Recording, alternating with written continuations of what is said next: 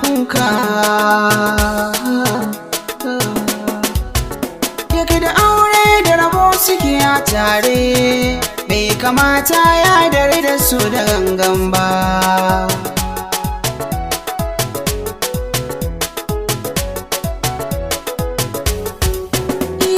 Nisan kyarai na bai zamo illa ne ba, sai dai kuma ban ga gunda ya yi min rana ba.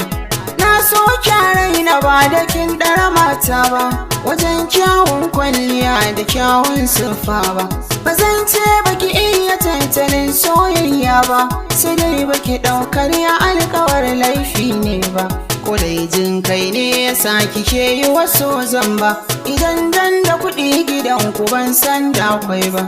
Kuma dan kyawun ki ne to ni bai ruɗan ba, fari ba shi ne ya sa na kamu da ƙauna ba.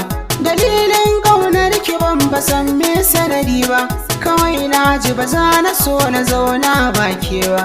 Idan ban cutar da kaina na ɓoye so ba, to ke me yasa ba za ki ce ba kyayi ba. Idan kin amsan dan bai ki so na ji zafi ba, kalmar ba na so zafinta bai kai rabuwa ba.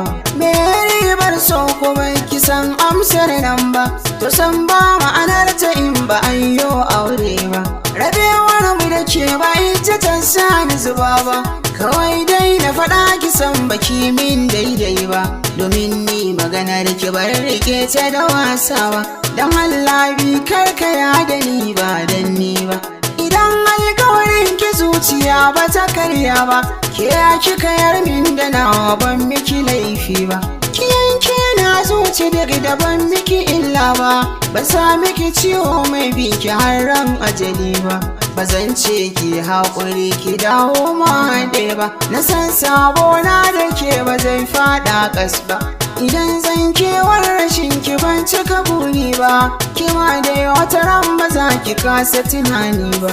Kuda so bai bani man da kya aure ba, iya karɓar ƙaddara ba ta faɗa kas ba. Ban cutar miki zuciya ba, ban miki ƙarya ba, nikin mun amma fa ban ƙudurce fansa ba. Ba zan takura kai na biya kan soyayya ba, domin mace ba za na sake ba ta yarda ba. Tunda so ban karya zuciyar 'yar kowa ba, kwaya ɗaya dai ta ba zan rasa ta aure ba.